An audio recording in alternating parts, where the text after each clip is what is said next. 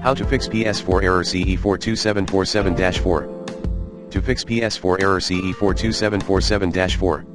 On your PS4 system, please go to Settings, launch the System Software Update option and follow the steps to update the system software to the latest version. Alternatively, please visit the PS4 System Software page.